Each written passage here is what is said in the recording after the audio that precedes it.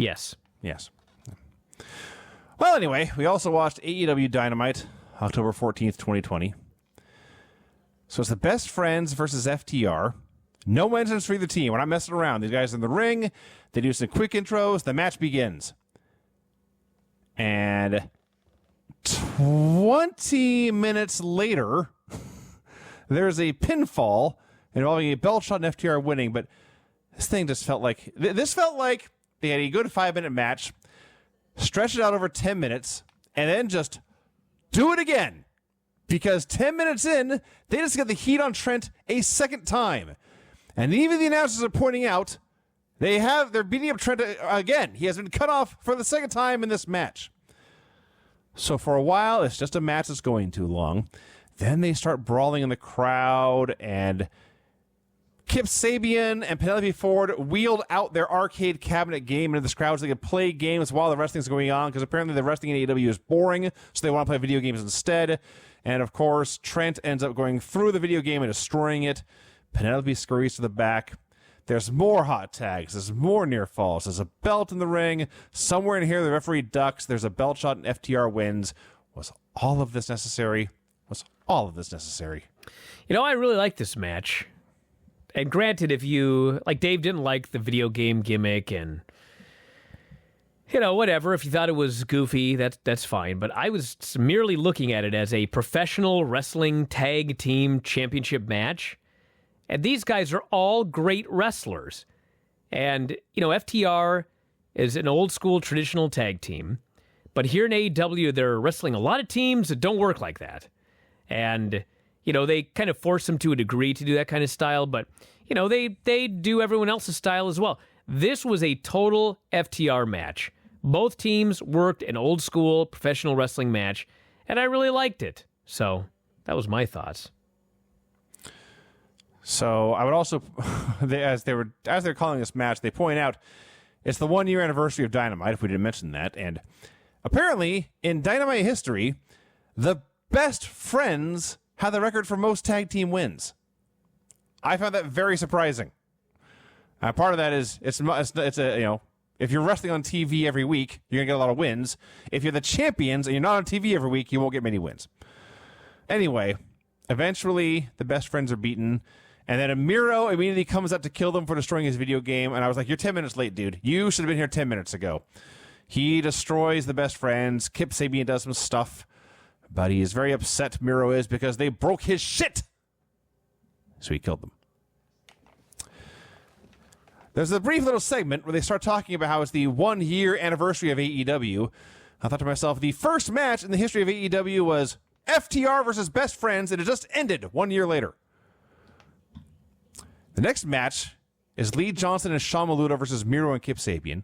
So clearly... What? The first what? As a joke. Oh, okay. About how long the match was. It felt like it went a whole I year. see. I didn't think it was that long. I thought it was long. Lee Johnson and Sean Maluta versus Miro and Kip Sabian. So clearly they realized how bad Miro's first match was, because they went overboard on everything here. He came out and destroyed the Best Friends. He came out, I shouldn't say overboard, but they did all they could do. He destroyed the Best Friends. He destroyed these two geeks. He won with the game over. And here is where he cut his promo about how they broke his shit. Good friends. The good friends. You break my shit, game over. Yes. It's kind of funny because with Miro, like you can't tell if he fucked up or not. Yeah, that's true. There's a mystery there.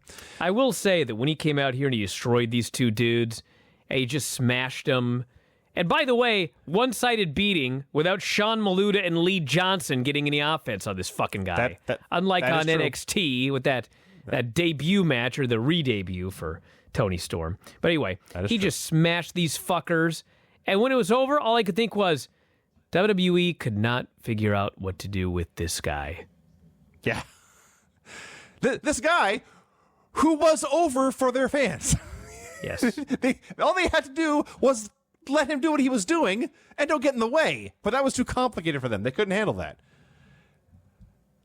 So we cut backstage, and Lance Archer is beating up Jon Moxley, and Jake Roberts is there to cheer him on, and there's some guy just standing there Doesn't seem bothered. It's just another Wednesday. There's a backstage fight. Well, if you're backstage with Archer, that is another Wednesday. It really is. So he gets laid out, and they fight some more. Maybe it's like some sort of virus. I won't say coronavirus, but once Archer beats you once, he's not going to beat you again.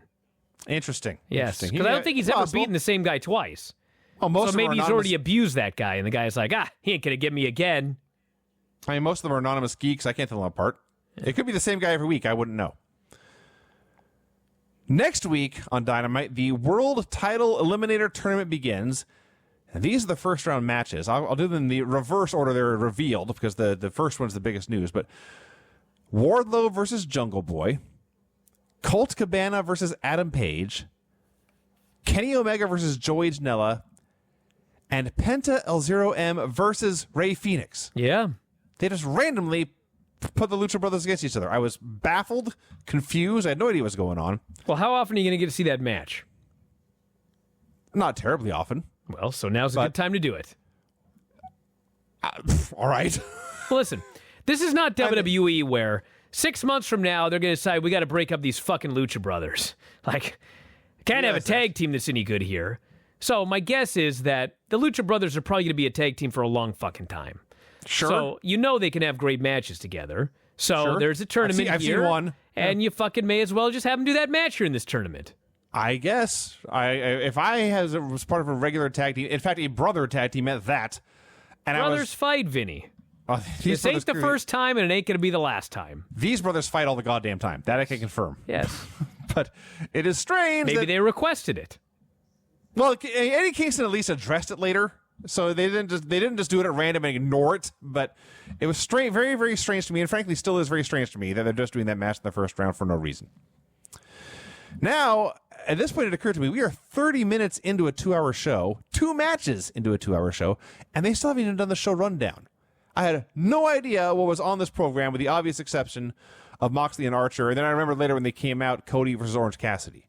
But it's very strange and non-Dynamite-like to do the show rundown. Man.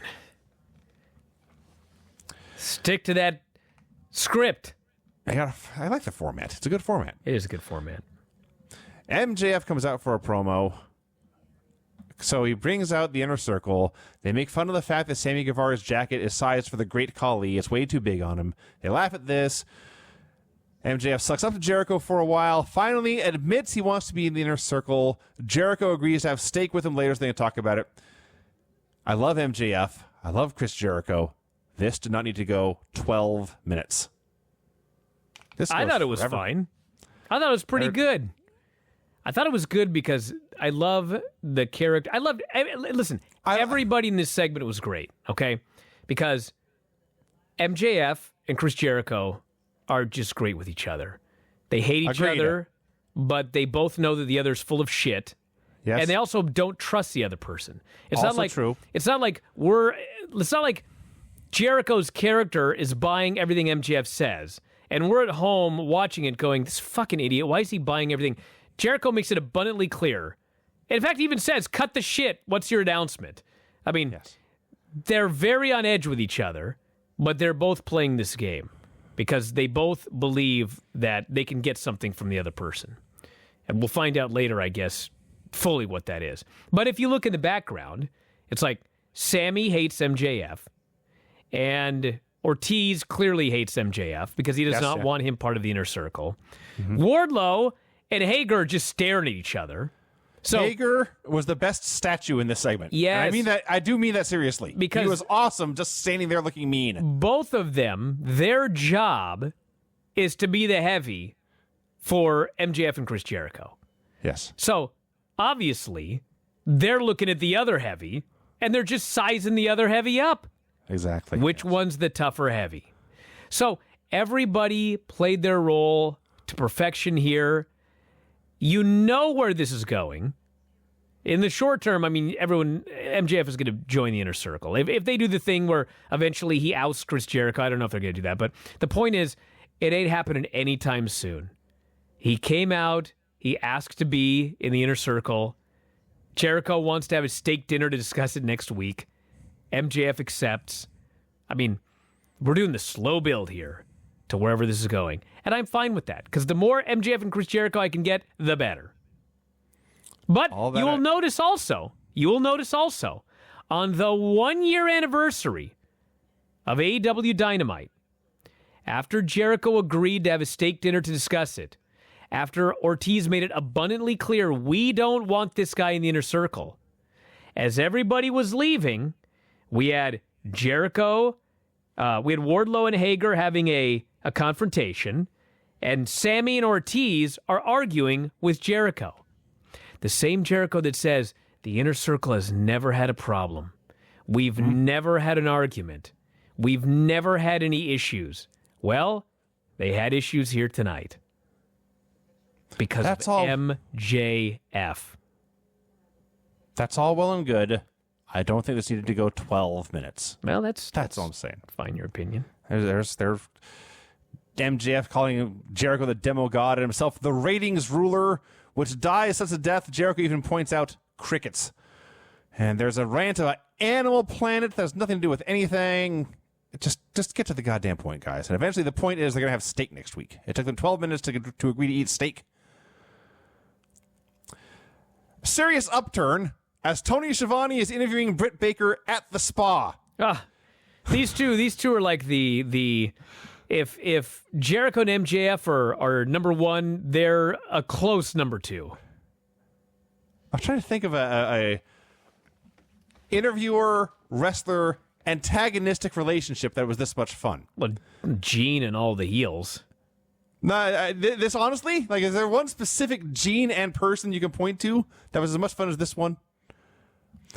They're at the spa. Britt is laying down. She has like a mask on and cucumbers over her eyes. She's getting all beautified up. So she can't see that as Tony is conducting this interview next to her, he's on a massage table. He is also getting worked on at the spa.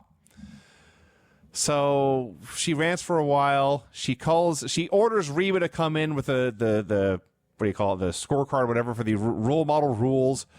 And Reba comes in and she's had her hair being worked on, and she sees Tony there, but she goes through with what's going on. And rule 5 on how to be a role model is to be the baddest bitch in the block.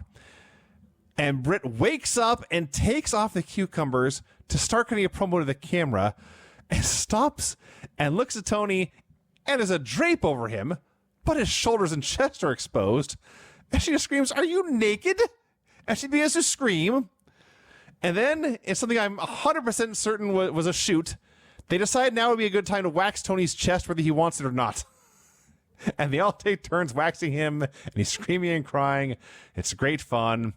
Eventually, we get down to business again, and they're getting pedicures, and Tony is interviewing her, and she's vowing to make the most epic comeback in sports history. Not that I really went anywhere, she says. I was there all the time. Tony, where have you been? And Tony says, well, the Young Bucks super kicked me. And he says, well, I was super kicked in the face. I showed up for work. Taz would have shown up for work. And Tony turns away and just mutters, Taz. This is so great. This was awesome. Love it. Orange Cassidy versus Cody. So they had done, granted it was only on social media, so they devoted a whole promo to it last week, but Cody vowed he was going to get Orange Cassidy to lock up for the first time in AEW. Orange Cassidy was going to do a collar and elbow tie-up. And like 3 minutes in, he just did. Okay. So there was a little bit of Orange Cassidy comedy at the beginning. Then he locked up and they just had a match, and there was a little bit of comedy later. For the most part, this was the most straight-up wrestling match Orange Cassidy has had, I believe, in his entire AEW run. The Jericho ones were wrestling matches, but I did like the lockup thing because Cody on Twitter announced that he was going to force this guy to lock up because he'd never locked up in AEW before. But it was never like a year-long storyline that Orange Cassidy has never locked up. Mm-hmm. So I didn't mind that he locked up, but it was just like something that they did, and I guess somebody just probably realized, have you ever locked up before? And Orange was like, I don't know if I've ever locked up in AEW. They decided to make it into a little storyline, and away they went. Clearly, if you watch him, he has locked up before. He knew what he was doing. But so maybe 10 minutes in, maybe a little earlier, the Dark Order all runs out. Alex Silver grabs the TNT belt. He's going to hit Cody with it, or maybe even Brandy. It was hard to tell. Orange takes the belt away. The Dark Order is ejected, and Orange is holding that belt with a lingering stare but he returns it to Arn. The match goes on. Darby Allin is shown watching the match intently, and eventually it is revealed he is going to challenge the champion at Full Gear, whoever that champion is. So that makes sense. So this match goes for a long time, and I'm wondering what they're building up to. And what they're building up to was the announcer saying 1 minute left. And I thought, now I get it. Because as you mentioned, this is not the right time for Orange Cassidy to lose. And clearly they did not want Cody to lose either. And they don't do DQs and stuff. They even teased one here and didn't do it. So they're doing a time limit draw. And he starts doing some near falls. It's the beach break, which is the over the back pile driver. Does that on the apron. Does another one in the ring. Gets 2 off of that. Goes to the orange punch. His leg gives out, but he's still able to avoid the crossroads. Hit a mousetrap just as the time expires, and it is in fact a draw.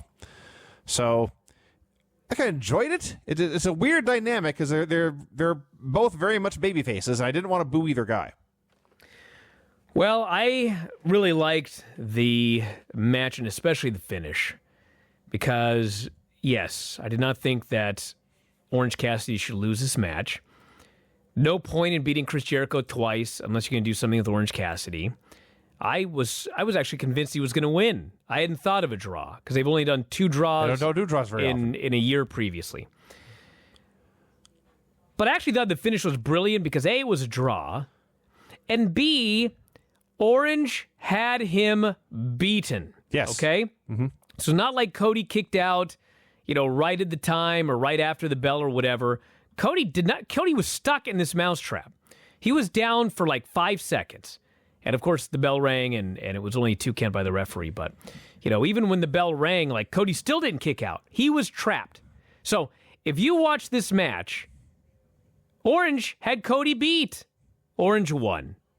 So because of the way that they did the finish, when they do their rematch in 2 weeks, I'm not totally averse to the idea of Cody beating him this time. Because before I would have. Yes. But here, he beat Cody. And they're going to do another match. And my guess is that Cody wins because I think that Darby's going to probably be the guy that beats Cody for the TNT title. But they could always do the monkey wrench where Orange beats Cody and then you do Orange and Darby at the pay-per-view. I don't think they're going to do that, but you could. So I like the match and I like the finish. It wasn't like the best match I ever saw, but It was good. It was a fun TV match. Alex Marvez tries to interview Jake Roberts and Lance Archer, but John Moxley attacks. They brawl again. Tony Schiavone goes to interview Matt Hardy and his entire family. Oh, my God. Yes. They've lost their minds. Yes. And think of all the crazy-ass things Matt Hardy has done over the past 20-some years. This is the craziest. Continuing this actually, feud. This actually is. So, yes, If you haven't heard, he's saying he's 100% and healthy, cleared, ready to return to the ring. They are interrupted by a video of somebody lighting pictures of Matt Hardy on fire. And then, yes, it is still Sammy Guevara. I'm the one who attacked you backstage. I took you out of the pay-per-view. I took out your knee. I busted your face. I will put you back on the shelf and send you to the hospital every week. This won't be over until I send you home for good. And Matt is, I don't know if this is intentional or not, but he's completely flustered. He wants to know if Schiavone knew this video was going to play, and Tony pleads innocence, and Matt says, my first piece of business is Sammy Guevara. It's very strange. But yes, they're doing Matt Hardy and Sammy Guevara, and if you're the kind of person who believes in prayer, you should probably say say one for everyone involved in this feud. Let me tell you something. It's a bad idea. It's a bad idea. Some programs are just cursed, all right? My feeling is that, the last match was supposed to be the blow-off, where Matt threw him off that fucking gimmick and he fell through the stage. Yeah. But nobody saw it as a blow-off. All everyone talked about was the injury. Yes. And the fact that they kept going. Yes. So I think their idea is, we have to blow it off. And so they're going to do another match. And let me tell you something. Like, if something goes wrong in this match, I don't know what to say. They asked for it, is what I'll say. And you should not be rolling the dice with something like this. I know that there are very smart people working there that probably don't believe in cursed matches, as they quite frankly shouldn't. but this one may actually be cursed. Listen, I don't, except when it comes to Matt Hardy and Sammy Guevara. Come on. It's ridiculous, but it's happening. You know what I'm saying? At this point, It'd be like if I saw a UFO or if I saw Bigfoot. I'd be like, that fucking thing does not exist, but it's right there. That's what's happening right here. I don't believe in curses and cursed matches, except this one is fucking cursed. I've seen it with my own eyes. Once it's an accident, twice is a coincidence, 3 times is a curse. This program is cursed. So all the teams are out on the stage because next week they're going to do a 4-way tag team match. And the winner of that match will be the top contenders for FTR, I guess the pay-per-view. So FTR is in the ring, and they've got a tumbler in the ring, and Tony Schiavone is there to pick teams out of this tumbler. And the first team is Private Party. They're very happy. They come down. They shake hands with the champions. Silver and Reynolds are next. They are also very happy. They come out. The champs want nothing to do with them. Butcher and Blade are the third team. They come out, and frankly, if they interact with anybody, I missed it. And the fourth team, Tony Schiavone is very upset to announce, is the Young Bucks. So the Young Bucks come down. Matt Jackson has been working on his tan, maybe for the last 10 years, in fact. Very, very orange. They say they're not going to super kick Tony. They're going to super kick these guys. They super kick those guys. There's a giant brawl. It ends with the Bucks and Private Party in the ring. The Bucks offer a handshake. Private Party are morons. They accept the handshake, and then both get super kicked. This feud, this whole program, it's all very, very, very strange. It is really weird now. I was giving it the benefit of the doubt early because I thought, well, the Young Bucks are not really turning heel. They're just really upset that they've been fucked over 50 times, and they're called the best tag team in the world, but they could never win these belts, so they got an edge. But no, they're total heels right now. And they're completely heels. FTR are heels. I think in this segment they are very much baby faces. Well, it was also weird because it was random what 4 teams would be fighting for a championship match at the pay-per-view. And I was just thinking, isn't that what the rankings are for? Shouldn't it just be they do 1, have 2, win-loss 3, records. and 4? Why are we randomly choosing 4 teams? So I was very confused by this segment. Big Swole versus Hikaru Shida. Yikes. They're not on a good run here, are they? 2 minutes, they go to commercials, just like an NXT match. There's lots of sloppiness. Probably should have stayed on commercial. They tried to do spots where they would collide and both would go down, but what happened was they'd run at each other and stop, and then both just kind of melt. Well, it was almost like they forgot which person was supposed to bump, and they both bumped. That's possible. That may be what actually happened, but yeah, it was not very good. I mean, there was one that was clearly supposed to be they both go for an arm drag and they both fall down and they both kip up.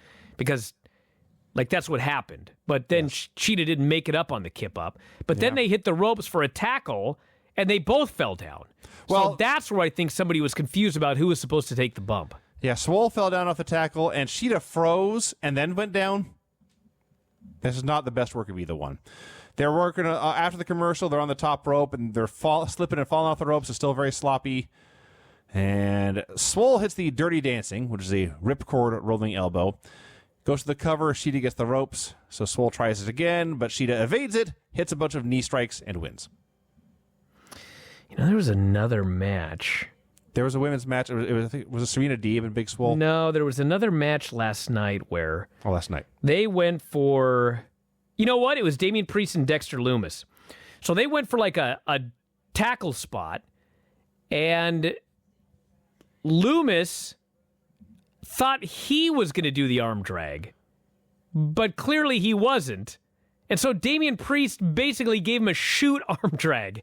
It was actually great. That sounds great. Yes, Priest saved it, but they were on 2 different pages too, but it was nothing like this match. I mean, no. The Dexter Lumis match, whatever I want to say about Dexter Lumis, I mean, his match was 50,000 times better than this one. This was a train wreck.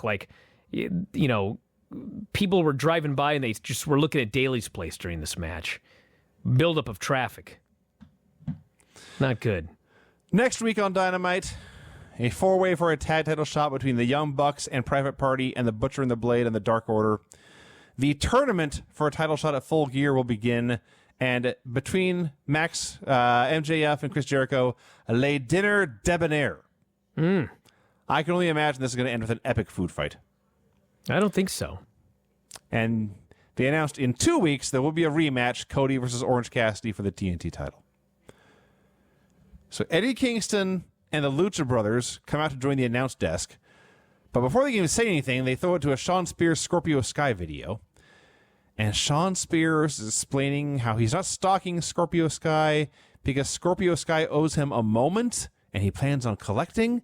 What on earth is he talking about? I have absolutely no idea. And they actually tried to do a video package to explain what he was talking about, and I still had absolutely no idea what he was talking about. As best I could tell from this video package, Shawn Spears hit Cody with a chair, but Scorpio Sky did something I don't the know same what. night to steal the spotlight. I don't know.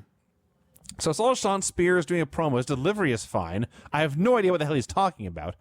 And like as he's talking, looking into the camera and talking, like Tully Blanchard does a slow lean over from the side just to let you know he's there. So if Tully Blanchard is managing Shawn Spears and he's also managing FTR, are they a stable? Are they a faction?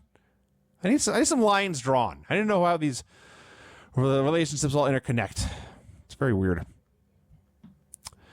Jon Moxley versus Lance Archer. Eddie Kingston's on commentary. He's great. He just says, yes, Phoenix and Penta are facing off in the first round of the tournament. We're fine with that. We're brothers. We fight all the time. It's going to be like Hagler and Hearns. It's going to be the match of the year. Okay. If they don't have a problem with it, I don't have a problem with it. It's just weird. So Moxley and Archer had just a hell of a street fight here. Moxley opens with a paradigm shift for 2, and they went from there. And they're getting slammed through chairs and doing topes into trash cans and going through tables on the floor. They set up 2 tables side by side and did like a DDT off the apron through both tables. Even after that, Lance Archer still kicks out of the paradigm shift. He still escapes the Bulldog choke. He's just an unstoppable monster. He hits the blackout, his big scary finishing move, but they do the Ted DiBiase 1-2-3 kid finish where he does the arrogant cover and Moxley crucifixes him and cradles him and wins. And this Moxley cat is very, very good at pro wrestling. He can do garbage style. He's got his jiu-jitsu training now, which he can work into the match seamlessly. He was working on submissions and chokes because he knew he couldn't stand toe-to-toe with this monster and just trade punches. He's awesome. Imagine being great and working hard to get better. What a novel concept. It appears that's what he's done. Yes. Yes. So, and Lance Archer was very good too. Very good here too. A very good main event. Kingston laughs at Lance Archer for getting pinned like this, for just making a fool out of himself. And of course, Lance is outraged. He jumps up and attacks Moxley more. Eddie sends the Lucha Bros in to make the save. And the Lucha Bros are squaring off with Archer. Jake pulls Archer away. Kingston comes in, and for a moment they threaten Moxley, but Eddie calls them off. And he just starts talking about Moxley, how long he's known him, going to Nichols in Philadelphia, having some drinks together. It's been 1 year of AEW Dynamite. This man has carried this company. Everyone cheer for him. Hands up. And everyone cheers. I'm proud of you, Johnny. Let's raise your hand. Let's do it all together. And they raise Moxley's hand. And Moxley, of course, has just been through a war. You can tell he's skeptical. His guard's up, but he's barely surviving at this point. There's nothing he can do except play along. And so Eddie looks at him and drops it with a back fist and puts him out with a rear naked choke. And when guys come out to break it up, it's like the old Bill Watts stuff with the Lucha Brothers there to fight off interference. And eventually Moxley's out and Eddie is ranting as the show ends. So I guess that's your Full Gear main event. He says, I never tapped, I never quit, I'm going to get you, John. Yes. And yes, he was so good in this segment. Yes. Turning on this guy, great promo, choked him unconscious. Obviously had his buddies helping, but still, now they've choked each other unconscious. He made me want to see a match that I just saw that had a clean finish. Yes. So, way to go, Eddie Kingston. Eddie Kingston is great. Jon Moxley is great. And I want to see the match again. Yes. They had a really good first match. So, yeah, I thought this was great. So, it's time. It is time. It's time. Who wants to go first? Well, Vinny, go for it. I see we're thinking the exact same thing. I think so. I'm kind of actually I don't know that at all because I think I disliked the bad stuff on Dynamite more than you did. The main event on Dynamite was the best thing on either show, but there was more bad stuff on Dynamite than on NXT. I'm going to vote for a tie. I'm going to vote for a tie because All right, I was right. as I was wrong, but- as I look through both of these shows here, I mean, quite frankly, there were good matches on both shows. The Undisputed match was good, and the Gargano match was good, and the Candice match was good. And I mean, there were bad things on both shows, like the Killian Dane match is just, it's preposterous. Dexter Lumis in the main event, the women's match on AEW. I mean, there were things on both shows that baffled me. So, I mean, to me, the answer is there was no clear-cut winner. Yep. So I'm just giving it a tie. Fair enough. There you go. Fair enough. How many weeks in a row have they tied? 4 times in the last 5 weeks. Last week there was an obvious win, right? Last week you both liked AEW, Yes. but then there's been 4 ties in the last 5 weeks. We have not disagreed since the last week in July. Wow. We've been simpatico. In the last week of July, you voted for a tie. I liked AEW better, but there you go.